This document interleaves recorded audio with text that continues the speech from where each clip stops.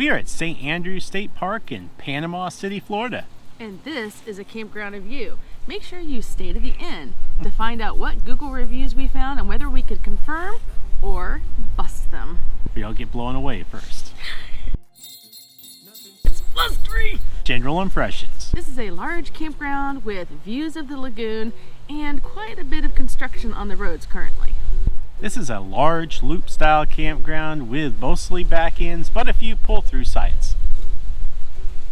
The campground is about 1 mile long and it has nearly 200 sites. A large portion of the campground is a one-way loop around the campground. There is, however, a walking path alongside the roadway, so it does make it a little bit nicer for getting into those back-end sites. We stayed in campsite number 76. It is a gravel back-end campsite with full hookups. It had 30 and 50 amp, so hashtag 50, and it had a sewer hookup, which is really nice for a state park.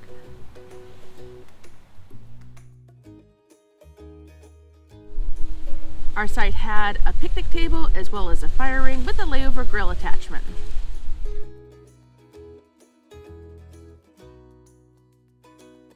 There was no propane refill here at the campground, but there is a Tractor Supply about 30 minutes away. There is also a dump station shown on the map, but we never saw it in our walking around or driving around the campground. However, there's really not much need for one with full hookups. We were not told about any Wi-Fi here, free or otherwise. There are wireless access points throughout the park. Maybe this is a future upgrade for the park. They do seem to be under a lot of construction right now.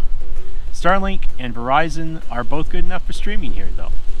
The campground is mostly quiet. We do have occasional low humming noises from the ferry boat that travels on the water. There is quite a bit of light pollution here at night, so stargazing is possible, but it's going to be a little difficult.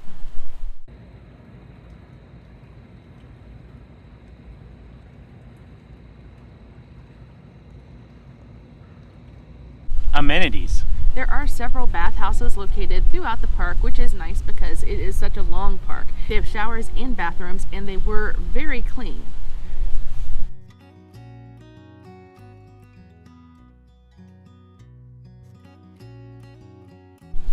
Dumpsters are easily located near those bathhouses too. And they even have a washer and dryer, little laundry area at the bathhouses, which is also a really nice perk for a state park. It's just one set though, so there's limited availability, but it's $2 per cycle, so $2 for wash or dry.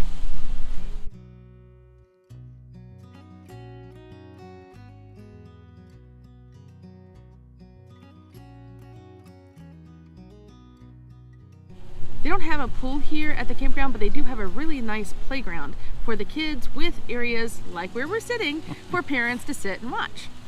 They also have a boat ramp, outdoor checkers, and cornhole, community fire pit, and even an amphitheater, which you can see right behind us. Dog friendliness. There is no off-leash dog area at this park. There are a few dog pickup stations located around the park, mostly near the dumpsters and bathhouses, and they are fully stocked, the most important part. That's true. One other thing to keep in mind, there are some birds here as well. Not as many like in the campsite areas, but if you walk your dogs along the roadways, you do have to kind of watch out for those. They're not like the goat head birds, but still something to be aware of. There also is a 6-foot maximum leash length restriction on this park. Yeah, they say no retractable leashes here. Camp store. They do have a small camp store here with the necessities as well as some other things like fishing items, some local swag, and firewood and bicycle rentals. The firewood was over $10 a bundle though, so keep that in mind. Yeah, the camp store had some pretty eye-watering prices. We asked about how much it would be to rent a bike for the day, and they told me $15 for 2 hours. Not for the day. They don't even rent for the day, only for 2 hours. Or the major and best discount of all was $30 for 4 hours. That's not a discount. No, it's not a discount at all. The closest Amazon locker is going to be a UPS counter on US Highway 98 in Santa Rosa Beach, but that's about 45 minutes away, so you want to keep that in mind. If you're wondering if we're cold, we are. We are. Go to Florida, they say. It'll be warm, they say. Nope. We're still wishing it was 70 degrees somewhere in Florida. We're chasing the 70 degrees, but the 20 degrees is chasing us. Oh, gracious. Poofy vest is on. You know it's bad when we look at the weather map and there's a snowflake over Florida. I'm just glad there's no iguanas overhead.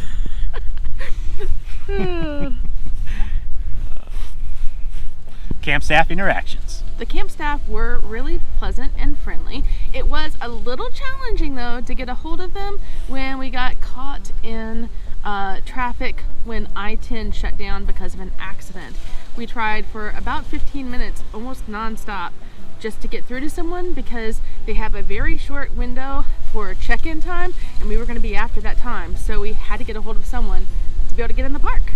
The reservations can be made online and their website is fairly user-friendly. Additional information.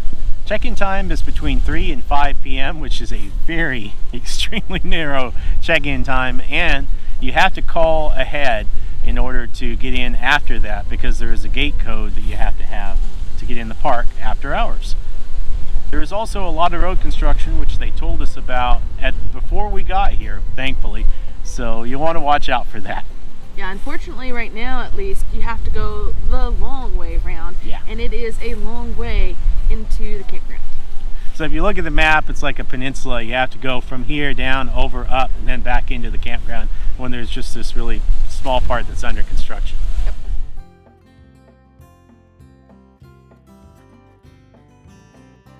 So Amy, how much does it cost? The cost was $41.70 a night. Now you might be saying, but Amy, I checked the reservations online. It's only $28 a night. But let me break it down for you. It's $28 a night plus a $7 utility fee. You know how much I love my fees. Plus a $6.70 reservation fee. So here's the thing. I hate fees. If you watch this channel at all, you know my feelings about fees. But it is still a good value for the price. However, I really would like it if they got rid of all these fees and called a spade a spade. If you're just staying one night, it's still going to cost you $41.70. Now we're going to move to the part of our video we call Love It or Hate It. We're going to talk about the things we loved and hated about this stay. We'll start off with the negative and finish up with the positive. So Mike, what was your least favorite part of this stay? Well, I already mentioned it. It's the roads under construction that are not tight and narrow with signs, big warning signs that say, if you drive in the sand, you'll disappear. Actually, they say they won't support your rig, but that's kind of the way I took it. It seems like it's quicksand. Yeah. It's like the floor is lava, the shoulder is quicksand, is the way it feels. Yeah. And I'm kind of glad we're only here for 3 days, not because of the freezing cold that we're in right now, but because it's like 10 to 15 minutes to go the long way around to get back to the exit to the park. It's definitely less convenient. Yeah. So for me, it was a toss-up between the fees, shocker, wah wah, and the arrival window. It's just too short. Oh yeah. So Amy, what was your most favorite part of the staying at this campground? Mine was, I think, the fact that it had sewer hookups, which is rare for a state park, and that they have laundry machines. That's really kind of nice. Mine is the view and the fact that you're right along the water. The water is right over there, and it is literally right behind our RV. If we were going to be here for a little bit longer, and maybe the weather was a little bit warmer, that patio would be down and we'd be sitting on the patio doing the review from there. You can always be fishing off of the patio. It's that close to the RV, and I love that. The only problem was we could only get a few days here, so we would love to definitely come back and stay a little bit longer in warmer weather, in Florida weather. There are definitely some sites where you could literally back your RV up to the water and fish off your patio. Now we're going to go on to the one-star reviews, whether we can confirm or bust those reviews that we found on Google. But before we get to that, if you've gotten to this point in the video, we would really appreciate it if you take the time to give us a thumbs up button and tell us that you enjoyed this content so we can bring more of these videos to you. And if you'd like to see more of these videos, please hit the notification button, that's the bell, and that will make sure it notifies you when we put out another video. Tim S. writes, awful. Water was cut off multiple times while camping, so they shut down the bathhouses. Had to stay away from the campground for several hours on 2 separate days for no water. The next power went off about 2 hours on a different day. Contacted the staff and they said there's nothing we can do about it, but I hope you'll come to visit us again. I drove 8 hours for a vacation that wasn't a vacation at all. I understand construction and upgrades, but never again will I visit this campground. 1 star. Well, Tim, when we were here, we had full water, but granted, we were only here for a few days. Yeah, and we definitely saw some portaloos still sitting around.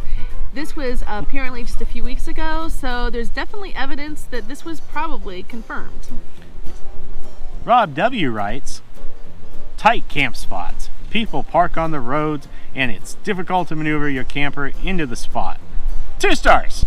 We definitely did see a few people that were parking and kind of encroaching on the road into the campground. So that would definitely make it harder to park in some of these tight spots. Yeah, this still isn't the worst campground we've been at. Medora was still way closer than this place is. But yet, I think we'll still call this one confirmed. Lori writes, this campground is well kept, but it is under lots of road construction. The main road is narrow and the sites are all different. 4 stars. Well, Lowry, we can definitely confirm this place is still under construction. Yeah, we included this one even though it's not a bad review, but it's definitely confirmed. Confirmed. Joseph G. writes, this is a very nice campground. That's if you can get in. 4 stars. So we're not sure if Joseph meant if you can get a reservation or get your rig into the site, but we were able to do both, so we're going to call this one busted. So as we wrap up and warm up, we would just like to say if you enjoyed this campground review and like to see others like it, please click on our campground review list down here. And if you'd like to see what adventures we got into while we were here freezing, check out our vlog over here. Click it. No gators. In their Gator Lake. 1 star.